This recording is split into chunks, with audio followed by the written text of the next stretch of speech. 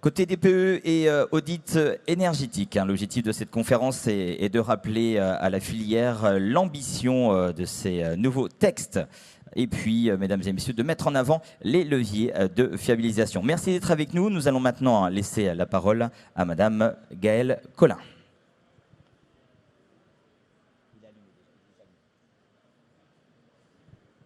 Bonjour à tous et merci pour l'invitation. Donc effectivement, de mon côté, je vais vous balayer un peu la réforme de la certification DPE suite à l'arrêté de juillet de cette année. J'ai préparé un petit PowerPoint que je dois passer en même temps, donc désolée. Alors, quelques mots, comme je disais, de contexte sur la profession du diagnostiqueur immobilier. Comme vous le savez, les professionnels qui réalisent les diagnostics techniques les réalisent dans 6 domaines, donc le gaz, l'électricité, le plomb, l'amiante et les termites, et le DPE. Ils doivent répondre à des exigences qui sont fondamentales, que sont l'indépendance et l'impartialité des diagnostiqueurs, des conditions et des exigences de compétences en termes d'organisation et de moyens. Les diagnostiqueurs sont certifiés par un organisme de certification, donc il y en a au nombre de 13, et ils doivent souscrire une assurance responsabilité professionnelle. Le régime de certification aujourd'hui est commun à l'ensemble des domaines du diagnostic technique et il est défini par l'arrêté du 24 décembre 2021.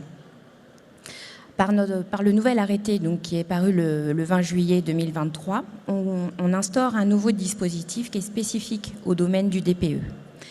Il est plus exigeant pour les diagnostiqueurs qui réalisent les DPE et il a pour but d'améliorer la réalisation des diagnostics de performance énergétique.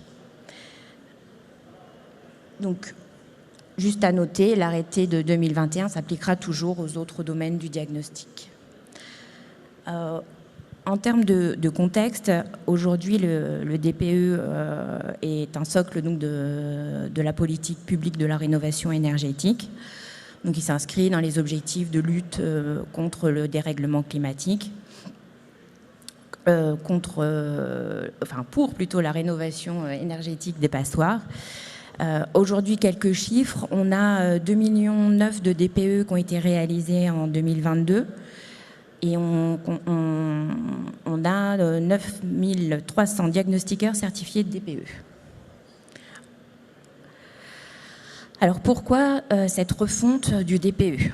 Alors, quelques mots encore de contexte. Tout cela est venu de la refonte du DPE qui est intervenue en 2021, puisque le DPE est devenu opposable et la méthode a été revue pour notamment intégrer des caractéristiques physiques et des données d'entrée justifiées. À la suite de cette refonte du DPE, on a pu constater une certaine hétérogénéité dans la qualité de la réalisation des DPE, ce qui nous a amené collectivement avec les acteurs de la filière, donc les organisations professionnelles, les représentants des organismes de formation et des organismes de certification, à travailler sur une feuille de route pour l'amélioration de la qualité de réalisation des DPE à l'été 2022. Donc, dans cette feuille de route, on a identifié quatre enjeux. Le premier que vous voyez, c'est fiabiliser le DPE et renforcer la confiance des ménages, harmoniser les pratiques et renforcer les compétences des diagnostiqueurs et mobiliser aussi les acteurs de toute la chaîne de l'immobilier. Donc, on a mené toute une phase de concertation avec les acteurs sur cette feuille de route, également pour la rédaction de l'arrêté, où on a eu de multiples échanges tout au long de l'année qui ont été riches et contradictoires pour arriver à traiter l'ensemble des situations qui ont été relevées.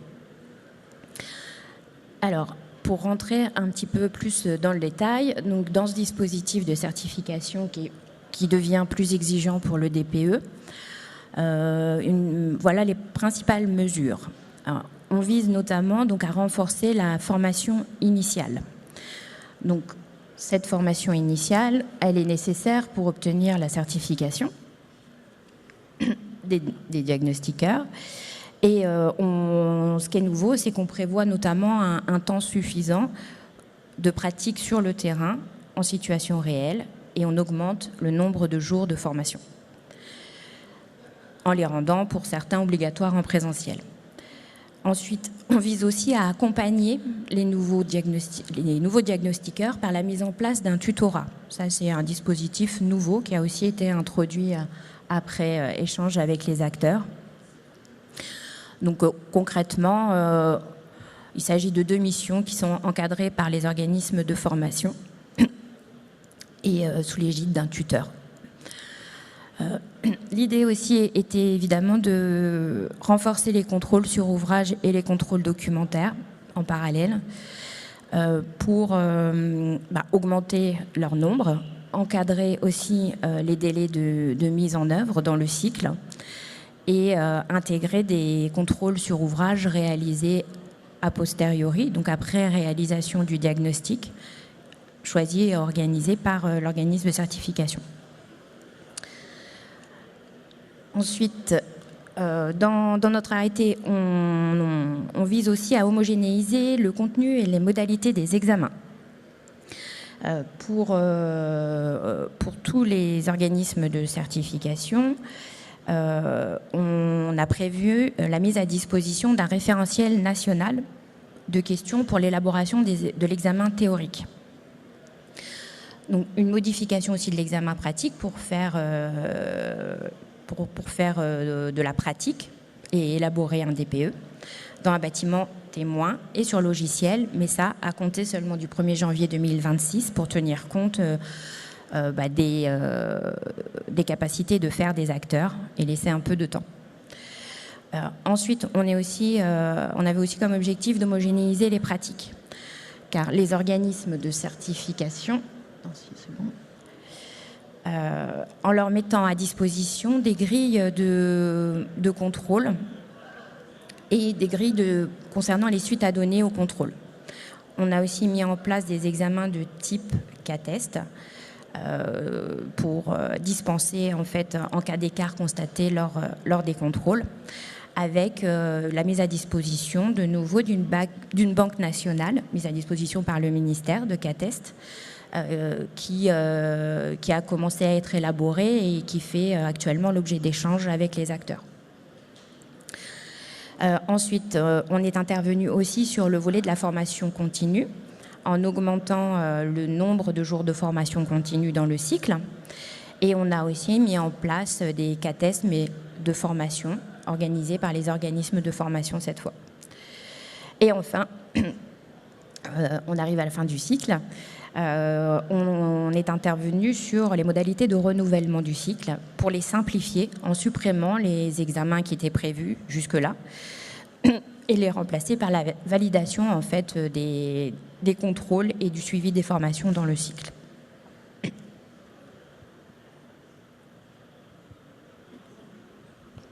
Alors là, c'est une frise qui représente le cycle actuel de certification du diagnostiqueur, du DPE. Donc vous voyez qu'aujourd'hui, on a un contrôle sur ouvrage dans le cycle et on a 2 contrôles documentaires et 2 sessions de formation d'1 jour chacun pour la certification sans mention.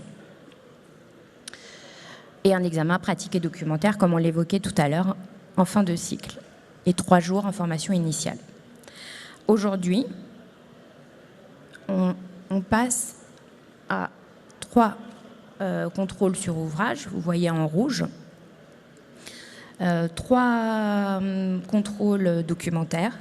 Donc on alterne en fait dans le cycle et on a laissé la 7e année vierge d'exigences, étant entendu qu'elle est consacrée souvent au renouvellement de la certification. Ensuite, concernant les formations, vous voyez représenter le tutorat sur la première année pour les nouveaux certifiés uniquement. Et ensuite, vous voyez des formations sur la 2e, 3e, 4e année et 5e année du cycle, 6e année du cycle. Donc 4 jours de formation continue. En formation initiale, on a prévu 8 jours de formation pour le diagnostiqueur sans mention. Et donc le renouvellement de la certification par validation des sessions de formation et les contrôles réalisés dans le cycle. Sur le champ d'application et les échéances, peut-être un mot, l'entrée en vigueur est prévue au 1er juillet 2024. On a prévu que la certification restait valide et conservait l'ancienneté acquise dans le cycle. Donc qu'est-ce que ça veut dire ? Ça veut dire que un diagnostiqueur qui est à l'étape de la 5e année dans son cycle actuel, au 1er juillet, il reprend à l'année 5 du cycle version nouvelle exigence de l'arrêté de 2023.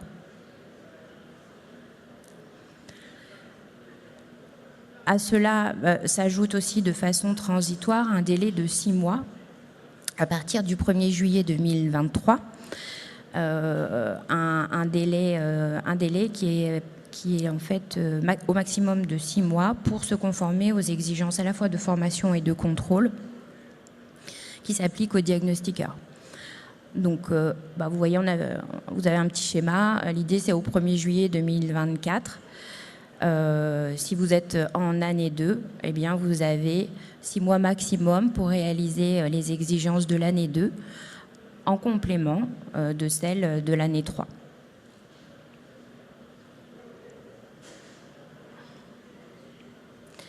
Voilà, j'en ai terminé du coup, je vais vous laisser. Merci beaucoup Madame Gaëlle Collin. On va faire la transition très rapide avec Pierre. Je vais vous laisser prendre le micro, prendre le temps aussi d'enchaîner la suite des slides sur cette première conférence. On va effectivement voir ce petit souci, on va essayer de le régler très rapidement. C'est effectivement un choix de vous avoir mis tous les deux sur cette préparation de conférence. Comment vous êtes préparés? Parce que là, on parle avec vous, Gaëlle, du présent, et avec Pierre, on va plutôt parler un peu du conditionnel, c'est ça? Oui, un petit peu. Enfin, effectivement, on a quelques différences quand même entre audit et DBE sur la situation, parce que comme du coup Gaëlle l'a montré, on est effectivement déjà sorti l'arrêté pour les compétences des diagnostiqueurs, alors que pour l'audit énergétique, il y a encore un décret qui doit sortir pour décrire le référentiel de compétences pour réaliser l'audit. Donc effectivement, c'est deux situations un peu différentes, et puis aussi juste le fait que l'audit, c'est un outil assez récent, enfin en tout cas l'audit format réglementaire, et donc il y a aussi un peu un contexte, c'est encore un outil un peu en évolution, donc c'est pour ça que ma présentation sera un peu plus large que celle de Gaëlle sur le sujet audit, étant donné que ça bouge encore, alors que le DPE, il y a entre guillemets, cette seule actualité ou cette seule grosse actualité de l'arrêté compétences des diagnostiqueurs. Est-ce qu'on imagine, Pierre, que quelque part, on est toujours quasiment une reconduction tacite, c'est une perpétuelle évolution, on n'aura jamais une fin en soi sur l'audit? J'ose espérer qu'il y aura quand même un moment où ce sera un outil stabilisé et bien stabilisé. C'est déjà un outil quand même qui fonctionne, mais qui est encore en évolution effectivement parce que c'est un outil récent. Mais j'ose espérer quand même qu'on pourra avoir quelque chose qui tienne un peu plus dans la durée, comme le DPE. Enfin, le DPE, même si ça évolue encore sur les compétences, ça bouge quand même moins actuellement. On espère qu'on va avoir l'occasion techniquement de retrouver nos slides. Si tout se passe bien, j'attends d'avoir la réponse. Alors, en attendant, je vais vous inviter à reprendre place, et puis je vais tout de suite laisser la parole avec Juliette et Stéphane pour faire déjà une réaction presque à chaud sur déjà la première présentation avec Gaëlle. Quels sont vos ressentis suite à l'intervention de Gaëlle? Je vais peut-être laisser Stéphane, Afiden ou Issert avec Juliette, comme vous voulez. Choisissez. Alors, on a deux réactions. Il y a une réaction sur le travail en commun de l'ensemble de la filière, c'est-à-dire les organismes de formation, les organismes de certification, les diagnostiqueurs et la DHUP. Et là, je laisserai Juliette en parler, parce que c'est quelque chose d'extrêmement important. C'est certainement la première fois que nous avons réussi, entre guillemets, à travailler ensemble et à avancer ensemble. Deuxième réaction, c'est le nombre, c'est la formation. C'est une révolution, cette formation. Et c'est très intéressant parce que, effectivement, l'objectif de tout le monde, je dis bien, c'est que le DPE soit réalisé de la même manière. Ça n'est pas simple. Ça n'est pas simple parce qu'un immeuble, c'est compliqué. Ça n'est pas simple parce que les personnes n'ont pas le même niveau au niveau de la connaissance du bâti. Ce n'est pas simple parce que tout d'un coup, on passe du constat avec du conseil, et on va le voir avec l'audit, ça va plus loin. Et ce n'est pas simple parce que le DPE, au départ, était là pour comparer des biens entre eux, pour savoir si c'était des passoires énergétiques. Et petit à petit, on en fait un instrument qui doit être exact. C'est une très grosse différence et ce n'est pas encore très clair pour l'ensemble des personnes de dire est-ce que c'est simplement une mission qui permet de comparer des biens entre eux et de dire passoire ou pas passoire, ou est-ce que c'est une mission pour avoir une valeur exacte. Et il va falloir qu'on continue à réfléchir ensemble sur cette notion-là. Parce que si c'est une valeur, et je m'arrêterai là, je reprendrai après, si c'est par exemple une mission qui doit donner une valeur exacte, il va falloir aussi que l'on aille plus loin dans certaines pratiques, comme par exemple le sondage. Peut-on mettre « je ne sais pas ce qu'il y a comme isolation » si on veut en faire une mission exacte? Je laisse la parole à Juliette pour qu'elle nous décrive comment on a travaillé ensemble. Je vois que Juliette est déjà en train de sourire parce que Stéphane a déjà pas mal d'informations. On va les garder aussi avec nous. Si vous souhaitez, Juliette, peut-être agir après l'intervention de Pierre, si ça vous convient, parce que je crois que techniquement, ça y est, on a retrouvé les slides. Ça vous laisse, Juliette, un petit peu de temps pour préparer à votre intervention. Pierre, je vous laisse avec la présentation de la mise en place de l'obligation réglementaire d'audit. Merci beaucoup. Oui, donc comme je disais tout à l'heure, l'audit réglementaire, c'est effectivement un outil un peu plus récent, en tout cas l'audit format réglementaire, étant donné qu'il est en place du coup depuis le 1er avril 2023, donc tout récemment, pour les logements en monopropriété classe F et G. Ensuite, ça va s'étendre progressivement aux classes E, aux classes D dans les prochaines années. Comme le choix qui a été fait, c'est de retenir la méthode de calcul du DPE, la méthode Russell, qui est, du coup permet de comparer aussi implicitement les biens entre eux, enfin d'avoir des scénarios qui correspondent à quelque chose pour le ménage, quelque chose qui connaît aussi son DPE, qui vient de montrer que son bien était une passoire.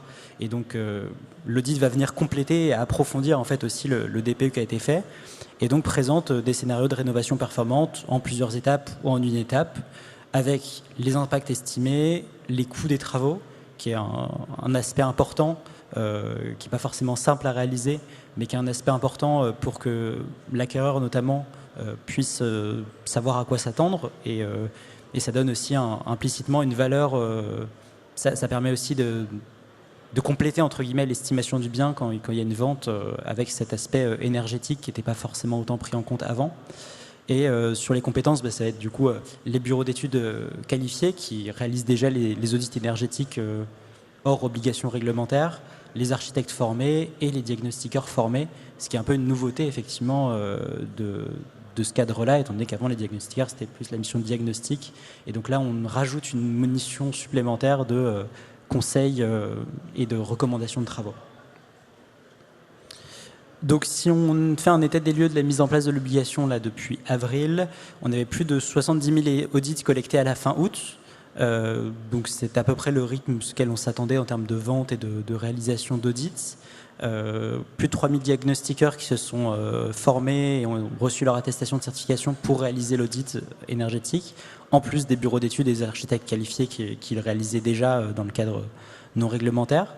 On a organisé une formation complémentaire en mars à 4 reprises, qui a été un beau succès, qui avait un bel intérêt aussi, afin de gérer le décalage de date de l'entrée en vigueur de l'obligation d'audit pour que les professionnels puissent réaliser l'audit, ceux qui s'étaient formés avant les reports soient pas grévés et que aussi ils puissent avoir cette occasion de se reformer et de compléter leur apprentissage.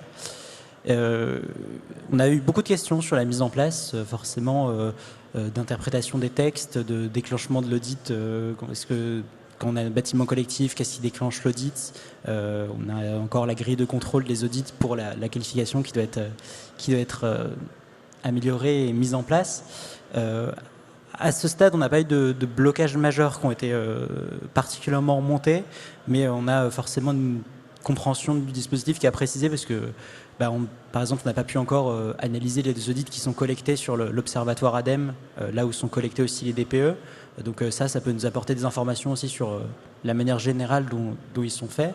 Et aussi, on n'a pas d'informations encore trop sur à quel point les audits qui sont réalisés amènent à des travaux.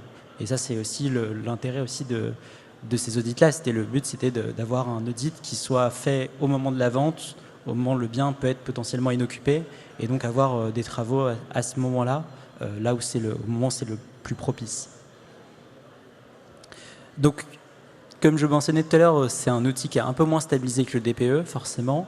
Notamment, le cadre qu'on a, c'est qu'il y a différents audits, différents outils qui sont appelés audits en même temps. Donc on a l'obligation réglementaire d'audit qui est rentrée en vigueur au 1er avril, mais il y avait déjà avant des audits qui étaient demandés pour justifier des aides dans MaPrimeRénov' et qui ne sont pas forcément faits selon les mêmes cadres, etc. Donc la décision globalement qui a été prise, c'est un arrêté qu'on doit encore publier, c'est de dire qu'à partir du 1er octobre 2023, les audits financés par MaPrimeRénov' seront basés sur le contenu réglementaire de l'audit.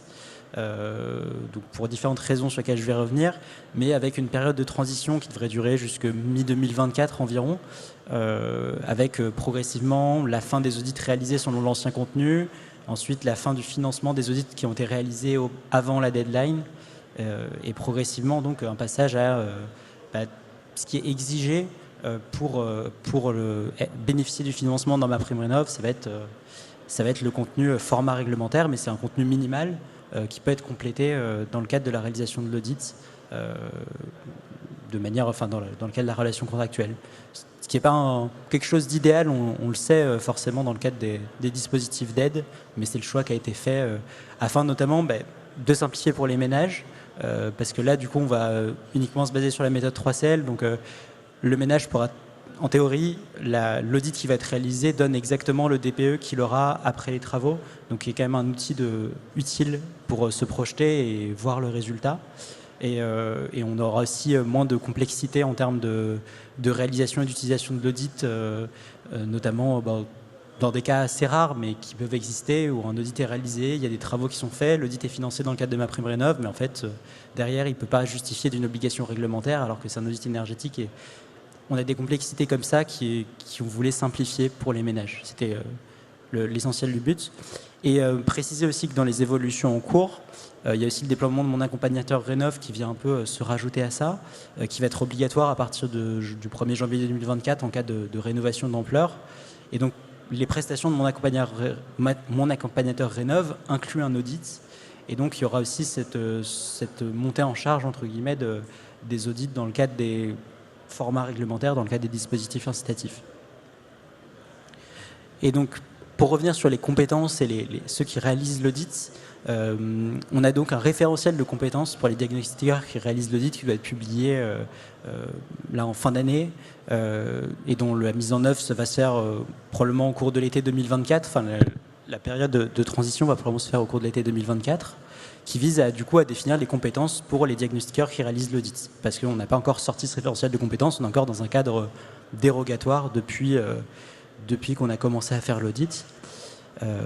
Même si les diagnostiqueurs sont formés et avec des attestations des certificateurs. Une évolution donc aussi, c'est que du coup on va voir dans le cadre de l'harmonisation, on va avoir une ouverture de l'audit qui est fait dans MaPrimeRénov', mon accompagnateur Rénov' aux diagnostiqueurs auditeurs en 2024. mais préciser tout de suite que les diagnostiqueurs ne pourront pas être mon accompagnateur Rénov'. Ça, c'est pas dans le champ quand même c'est pas dans le champ des professions qui sont acceptées pour mon accompagnateur Rénov', mais ils pourront travailler dans le cadre avec des MAR pour réaliser l'audit, étant donné que la mission de mon accompagnateur Rénov' inclut un audit, mais c'est aussi plus large que ça, c'est de l'accompagnement administratif, financier. Et donc dans le projet, je ne vous présente pas un projet aussi étayé que celui de Gaël, vu que l'arrêté a déjà été publié, mais dans ce qu'on a envisagé et qui est en cours de concertation aussi avec la filière, c'était une formation de 10 jours de formation initiale, environ 1 jour de formation continue par an, sachant qu'évidemment ça ne s'applique pas forcément les années charnières, donc juste après la formation initiale et en cas de renouvellement de cycle, avec un cas test tous les 2 ans, un examen théorique, un examen pratique qui consiste en un audit. Et un point important, c'est qu'on a essayé de quand même de pas trop complexifier ça avec déjà la certification DPE. Et donc on a voulu caler le cycle de certification sur celui du DPE pour qu'on puisse au maximum mutualiser les contrôles. Donc s'il y a un audit et un DPE qui se fait sur le même bien, on pourra juste vérifier l'audit et en vérifiant évidemment tous les points de contrôle du DPE, mais on n'aura pas à vérifier les 2 documents séparément. Et voilà, donc c'est des petites mutualisations, mais on essaie de faire au mieux pour éviter de surcharger en termes d'exigences. Et sur la suite, vous le constatez, donc c'est un outil qui est quand même un peu en évolution, qu'il va falloir faire vivre entre guillemets. On va avoir une montée en charge avec l'audit obligatoire dans le cadre des aides dans mon accompagnateur Rénov', l'audit obligatoire qui va s'étendre au bâtiment E. Il y a toujours des besoins d'amélioration continue, il y a les contraintes de l'harmonisation, donc avec les audits faits dans un cadre incitatif. On doit aussi prendre en compte tous les retours d'expérience des premiers mois sur le contenu de la trame type, sur les scénarios de travaux parfois légèrement inadaptés, donc retravailler un petit peu ça. Et il y a un travail évidemment sur la qualité qui rejoint celui sur la formation de sécurisation des exigences, des compétences qu'on demande à ceux qui réalisent l'audit et dans le contenu de l'audit, et qui vient rejoindre aussi la difficile question de... Dans le DPE, on a une seule profession. Dans l'audit, on a plusieurs professions différentes qui peuvent réaliser l'audit. Et donc, c'est aussi une question d'arriver à choisir le bon niveau d'exigence pour chaque profession, pour que ce soit adapté pour tout le monde, pour avoir des audits intéressants et qualitatifs. Voilà. Merci beaucoup. Merci beaucoup Pierre pour votre intervention. Merci aussi à Madame Collin. Alors, on a eu l'occasion d'avoir déjà eu les... première réaction avec Stéphane. Juliette, vous allez enchaîner. Vous avez à la fois la possibilité d'interagir avec elle et aussi sur l'intervention de Pierre. Alors, comme le signalait Stéphane, effectivement, il y a eu un gros travail qui a été fait au niveau de la filière et avec les ministères qui ont beaucoup sollicité les uns et les autres pour comprendre les évolutions que chacun souhaitait, parce qu'on était tous unanimes, que ce soit les fédérations, les OF ou les OC, on voulait tous améliorer quelque chose dans notre périmètre pour fiabiliser ce DPE.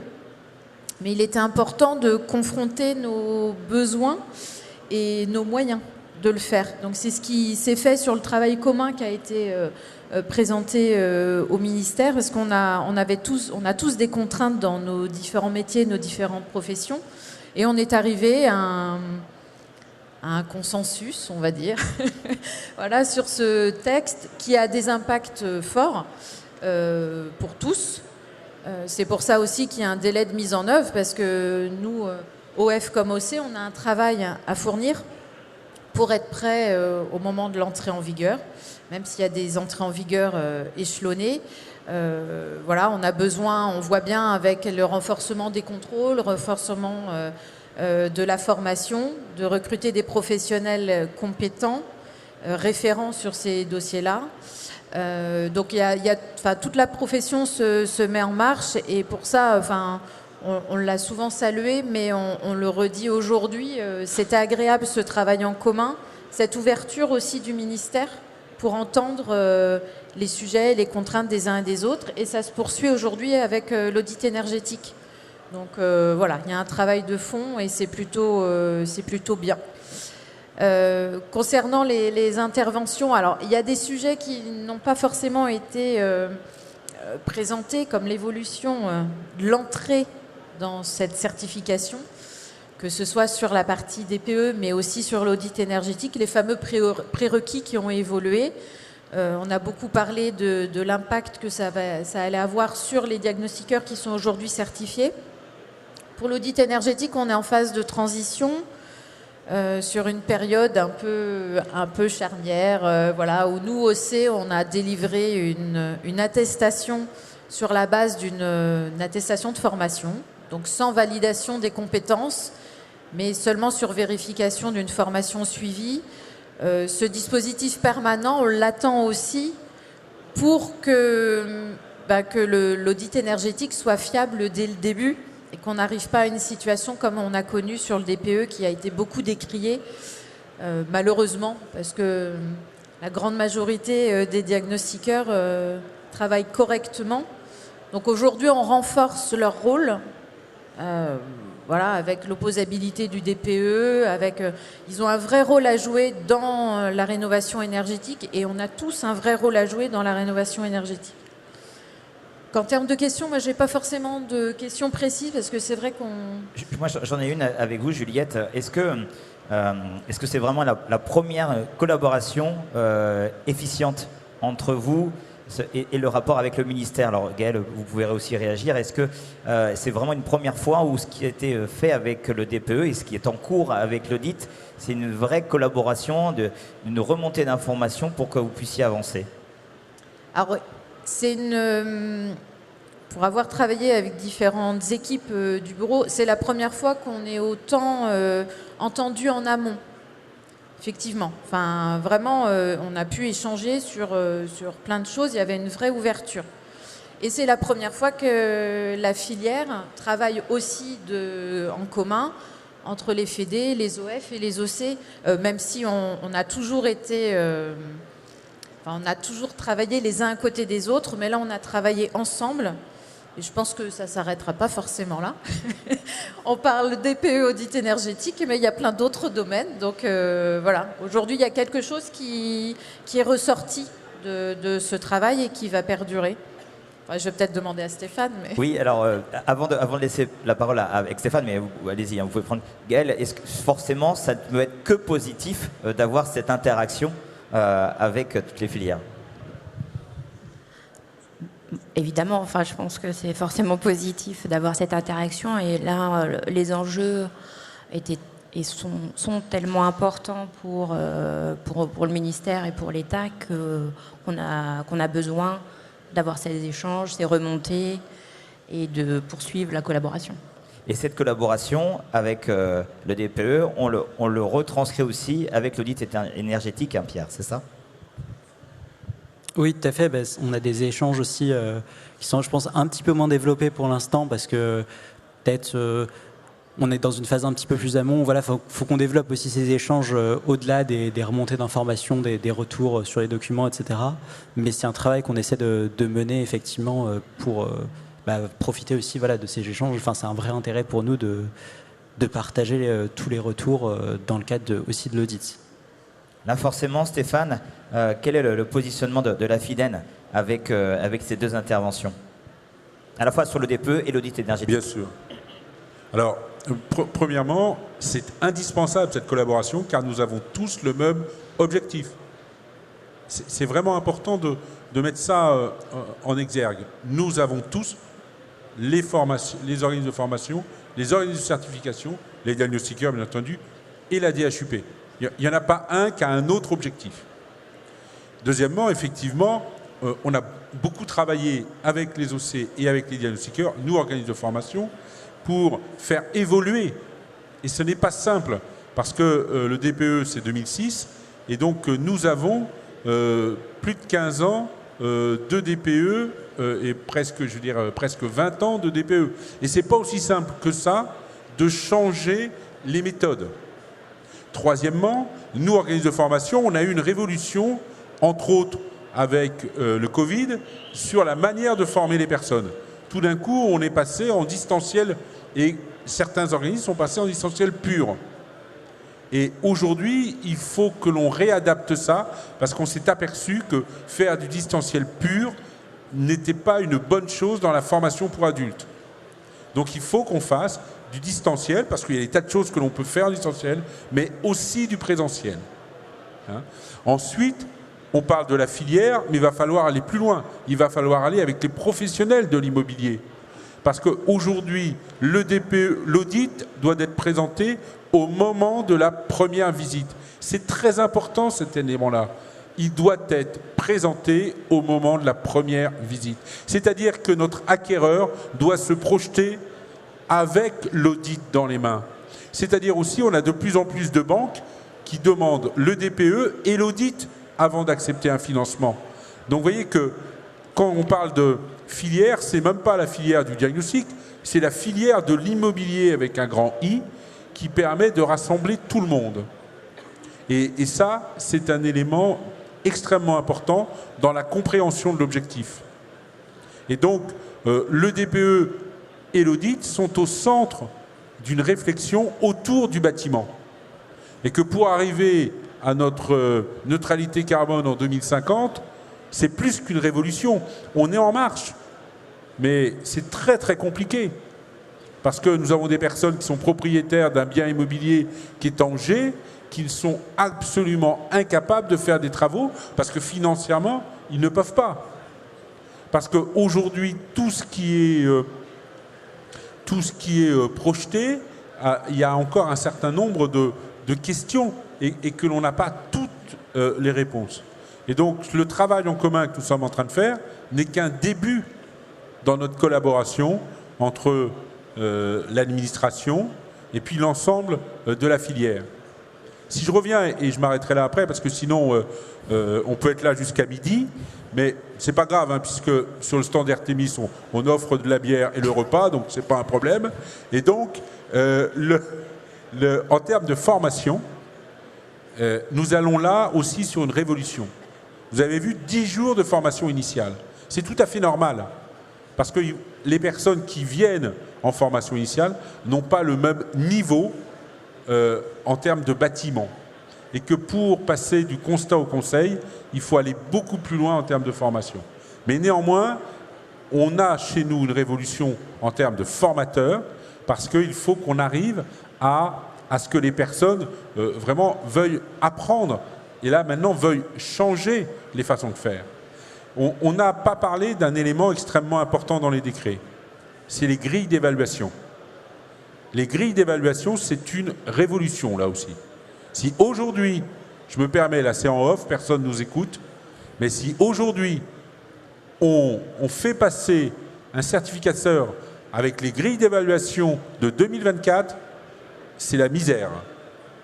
Il est extrêmement important que les formateurs, et là on est en train de mettre en place des process pour que l'on aille plus loin sur le changement qu'il va falloir faire dans les rapports DPE au niveau des grilles d'évaluation.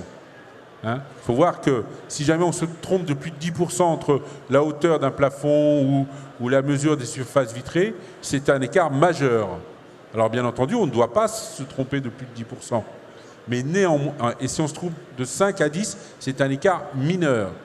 Et donc, il y a là un certain nombre de choses sur lesquelles, pour l'instant, personne n'a beaucoup réagi, mais sur lesquelles nous, organismes de formation, nous travaillons beaucoup. Alors, avant de vous laisser la parole, il y a Pierre, Gaël, une question. Quand j'entends Stéphane dire, vous avez parlé d'un échéancier, hein, on voit bien, vous l'avez montré par des graphiques. J'entends Stéphane dire, le système bancaire souhaite le DPE, souhaite l'audit. Je suis en train de me dire, mais là, le process va être sous 6 mois, 1 an, 2 ans, on part sur 7 ans. Est-ce que vous ne pensez pas qu'il va y avoir un décalage entre le fait d'attendre peut-être officiellement un DPE, un audit pour l'acquisition d'un bien qui serait à rénover? Est-ce que vous ne pensez pas qu'il va y avoir un ralentissement aussi des ventes? C'est aussi probablement un effet parce qu'on ne va pas tout faire en une journée. Il faut du temps. Est-ce que ça ne va pas ralentir? Alors, je ne sais pas, je vous regarde à vous, mais je peux peut-être vous demander à tous les 4 votre réaction. Je pense que ça peut être effectivement très dur dans le temps à mettre en place ce système. Pierre? Sur l'audit, c'est effectivement une problématique qu'on a, parce qu'on a on part il n'y a pas encore de référentiel de compétences sur l'audit. Donc effectivement, on essaie de trouver des moyens d'étaler la vague, etc. Parce que forcément, tous les diagnostiqueurs réalisant l'audit actuellement vont devoir ou vouloir se former à peu près au même moment. Donc il faut qu'on essaie de trouver des moyens de faire que ces formations initiales, qu'il n'y ait pas d'embouteillage sur les formations initiales, qu'il n'y ait pas d'embouteillage sur les examens, qui est assez compliqué aussi à gérer juste par un texte réglementaire. Après, je peux laisser Gaël compléter sur le DPE, où je pense que ça a été bien pris en compte, il me semble. Oui, je pense qu'il y a sans doute un accroissement des besoins à venir sur le domaine du DPE. Pour autant, contrairement à l'audit, ça existe déjà, donc c'est pas nouveau. On vient renforcer les exigences, donc il y a certainement, comme le disait Juliette, un enjeu de recrutement, et y compris aussi sur l'aspect formation, donc les formateurs, les examinateurs, et du recrutement à faire. D'ailleurs, j'ai vu qu'il y avait une petite annonce chez ICERT, j'en profite. Mais en tout cas, nous, de notre côté, on va suivre évidemment et accompagner autant que possible ces évolutions. On l'espère, parce que... Alors Stéphane, peut-être vous vouliez réagir avant que je prenne le micro de l'autre côté. Oui, non, simplement aujourd'hui au niveau de l'audit, vous l'avez indiqué, il y a 3000 diagnostiqueurs DPE qui ont été qualifiés auditeurs, 3000, et ce qui fait à peu près 50% des cabinets, plus de 50% des cabinets de diagnostic qui ont un diagnostiqueur qui sont auditeurs. Ensuite, il y a 70 000 audits qui ont été réalisés. Et aujourd'hui, les professionnels de l'immobilier ne remontent pas de blocage par rapport à l'audit. Donc on est là sur quelque chose qui est relativement sain par rapport au marché de l'immobilier. Personne ne m'a remonté disant attention, là on est en blocage, je ne l'ai entendu nulle part. Donc aujourd'hui, les audits sont réalisés et aujourd'hui, la plupart des cabinets de diagnostic ont compris que dans leur équipe, il en fallait au moins un, parce qu'autrement, ils perdaient des clients, tout simplement, parce qu'il faut que le DPE, l'audit soit fait par la personne qui a fait le DPE. C'est pas sain que ça passe d'un cabinet à un autre. Gaël, Juliette, Pierre, Stéphane, une première question. Oui, bonjour, Isabelle Vieux, je suis directrice des opérations du CIRTA, le syndicat des désamianteurs. J'ai la chance d'être très investie aussi dans le diagnostic immobilier. Et comme on est au Salon des professionnels de l'amiante, j'avais une question pour l'administration qui est l'amiante est souvent un frein à la rénovation énergétique pour des raisons matérielles et pratiques, mais aussi financières. Or, toutes les aides publiques qui sont consacrées à la rénovation énergétique n'intègrent en rien les repérages avant travaux amiante, voire certains travaux indispensables pour permettre la rénovation énergétique. Je voulais savoir si vous travaillez aussi sur ces sujets en interministériel ou avec Bercy. Alors moi, de mon côté, je ne travaille pas du tout sur le champ des aides et de l'amiante techniquement. Je ne sais pas si Pierre, tu as des éléments. Pour être honnête, je pense que, effectivement, c'est une problématique qui n'est pas assez traitée, probablement. Parce qu'effectivement, dans le cadre des aides actuellement, il n'y a pas d'aide prenant ça en charge. Je pense que c'est un point, effectivement, qui pourrait être plus développé. Et ça fait partie des points à traiter, effectivement. Après, je pense que dans le cadre d'évolution de la prime rénov en 2024, il va y avoir l'idée d'aller plus quand même vers des rénovations d'ampleur, performantes, etc. Qui vont faire qu'on va plutôt rembourser en pourcentage du coût des travaux. Et donc après, il y a une question sur le périmètre de ça. Après, effectivement, je ne peux pas m'engager à ce que ce soit pris en compte, mais je garde effectivement le point en tête si on actualise effectivement cette gamme de travaux recevables. Vous n'êtes pas sur les questions. S'il y a des réponses que vous ne connaissez pas ou vous avez un doute, on prend note et puis on essaiera de trouver une réponse un peu plus tard. Rassurez-vous. Il y a une question de l'autre côté. Je vais basculer avec nom, prénom et à qui vous allez adresser votre question. Âge, taille, tout ça. Bonjour à tous, Étienne Ternisien, Penpro. J'ai une question pour Pierre, plutôt, mais de manière globale aussi peut-être pour pour Stéphane sur l'organisation et peut-être les difficultés à venir entre un MAR, qui sera un personnel référencé et qui s'est ouvert depuis juillet, et le diagnostiqueur ou même l'auditeur qui ne serait pas MAR, puisque on entend bien que dans mon accompagnateur Rénov, pardon, MAR, M-A-R, l'audit n'est qu'une partie. Par contre, on le sait, cet audit, si demain il peut être pris en compte, et ça peut être l'audit réalisé par un diagnostiqueur lors de la transaction, l'audit 6 mois plus tard, avec un nouveau maître d'ouvrage, on sait qu'il y aura des préoccupations bien particulières pour ces travaux, devra, dans la grande majorité des cas, être mis à jour. Or, cette mise à jour, aujourd'hui, il y a déjà une question qui remonte de la filière. Moi, j'ai eu des échos de professionnels, puisque maintenant cet audit est reconnu pour porter les primes MaPrimeRénov', et des diagnostiqueurs qui s'étaient positionnés sur une transaction immobilière avec le DDT et l'audit se retrouvent à être sollicités par l'acquéreur qui leur demande de signer un document pour l'ANA ou un autre organisme délégataire, et qui donc sont un peu, non pas surpris parce qu'ils sont informés, mais un petit peu inquiets, qui se retournent vers leurs assureurs en disant bah, ok, j'ai fait un audit, vendu une certaine somme, maintenant si je dois en plus engager des frais et du temps en tout cas, et engager ma responsabilité sur les financements, ça risque d'être problématique. Aujourd'hui, c'est à la marge. Demain, avec mon accompagnateur Rénov' et les objectifs de rénovation, ça risque de devenir très souvent le cas, même avec des auditeurs incitatifs. Est-ce que ça pourrait être pris en compte? Est-ce qu'il y aura des mises à jour prévues, peut-être, anticipées, pour mon accompagnateur Rénov'? Alors, à ce stade, il n'y a pas beaucoup de mises à jour prévues pour mon accompagnateur Rénov'. Ce qui est prévu, effectivement, comme je l'ai évoqué, c'est qu'on indique dans les textes sur mon accompagnateur Rénov' que les diagnostiqueurs peuvent réaliser l'audit dans le cadre de mon accompagnateur Rénov' sans être mon accompagnateur Rénov' eux-mêmes. Parce qu'effectivement, à partir du moment où tant que on a un contenu qui est harmonisé avec l'obligation réglementaire, il n'y a pas vraiment de raison de fermer ça. Après, c'est une évolution effectivement qui est assez nouvelle. Effectivement, on passe avec cette harmonisation, on a un peu quelque chose de spécial où on a un outil qui est au départ une obligation réglementaire. Et en fait, avec cette harmonisation, le contenu de l'audit, le contenu réglementaire doit aussi être le contenu de l'audit incitatif. C'est les mêmes professionnels. Et donc, on a tout un sujet de coordonner ces obligations. Mais après, c'est quelque chose, je pense, qui, entre guillemets, va dans le bon sens. Si on arrive à embarquer aussi la filière des auditeurs sans brusquer le mouvement, ou effectivement le fait d'avoir des audits qui doivent servir vraiment à réaliser des travaux et pas juste à une vente, forcément, c'est un peu plus de responsabilité. Forcément, on a besoin d'un peu plus de qualité, mais en même temps, c'est le but de l'audit d'avoir des recommandations de travaux qui soient exploitables et qui soient utiles. Donc, tant qu'on arrive à maintenir, à pas avoir trop de discontinuité, je pense que c'est quand même intéressant, même si la pression augmente, entre guillemets, l'enjeu augmente, quand même que ça amène à des audits un peu plus qualitatifs avec plus de responsabilité pour les auditeurs. Merci Pierre. Je me permets là de compléter. D'abord, aujourd'hui, les attestations sont fausses.